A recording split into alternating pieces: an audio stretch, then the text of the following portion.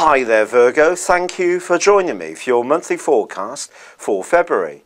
This month begins with the Sun in the part of your scope, and he's urging you to be conscientious, to be virtuous and on the ball, particularly around work and responsibilities. And also, if you did set out into this new year with some kind of key resolution, to reconnect with this to make it work.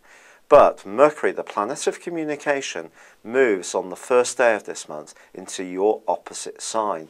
So I think relationships are going to be mightily important this month. Not least that Mercury then goes on to combine very swiftly with Neptune, the planet of dreams and illusions, which lays across the heavens directly opposite to Virgo. Now on the 6th, Mercury will also start to retrograde, the first of its 3 annual rewinds. And for you, through to the middle of the month, it is going to continue into Pisces, and then it rewinds back into Aquarius, which it vacated on the last day of last month.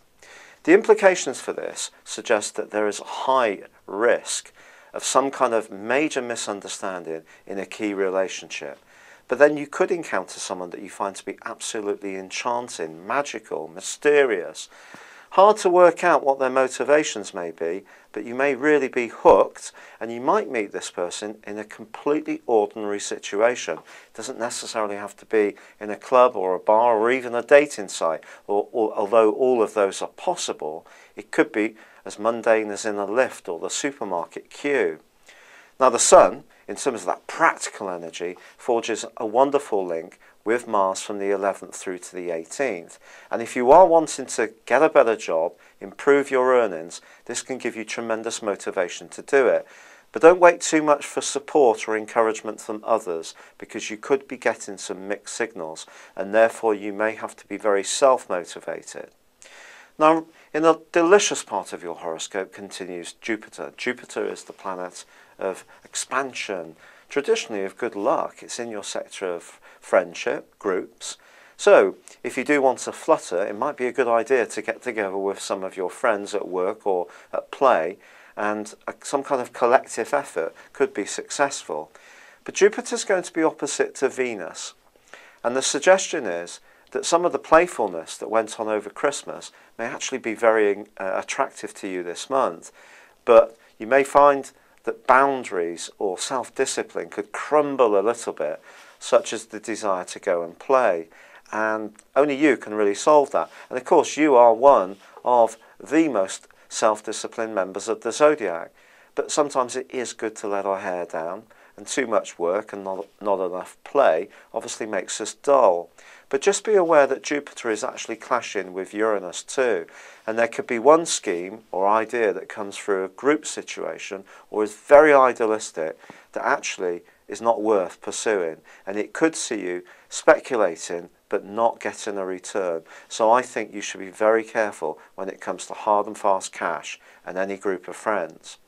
Also, Venus is alongside Pluto for the first 2 weeks of this month. This can make us much more conscious of who we really love and care for, or who we're really very attracted to in a sexual way, but it also can lead to some games. And with Jupiter in the mix and Uranus squaring at the start of the month, it's all very swirly, lots going on. You need to proceed with caution, particularly if that mysterious character you encounter on the back of Mercury's relocation to Pisces at the start of this month and the rewind sees you unsure and at the same time totally compellingly drawn towards this magnetic being. Be careful. From the middle of this month, we do have a full moon. This suggests that if something in your health is not quite right, it could be a niggling little complaint that you're putting off dealing with, go to see your physician, dentist, natural therapist. You'll be glad if you do. You can get it off your mind, and it's going to leave you feeling lighter and more relieved. But also, Mercury then rewinds back into Aquarius for the second half of the month, suggesting that when it comes to one of your key assets, your attention to detail, your discrimination, your ability to really hone in on what's really crucial, could be compromised a little bit by Mercury's rewind. And if you make a mistake, someone could seem keen to seize upon it with relish, and punished and flagellated you in front of your colleagues. So if you want to avoid their ire, you need to stay absolutely, resolutely concentrated, particularly when the Sun moves into Pisces on the 19th and then itself journeys alongside Neptune. Your interactions with others can then again be a little bit blurry. But if you are looking to unlock the mystery around that relationship, I do think the new moon right at the end of February can be fantastic.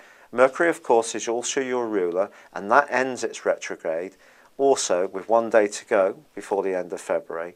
And I think things will seem a lot clearer. And there is the potential to have some wonderful fun and perhaps some quite seductive fun, but you just need to know what you're getting into this month, and need also to make sure that the everyday stuff is staying up to speed and you don't take your eye off the ball. Thank you for joining me. Good luck and goodbye for now.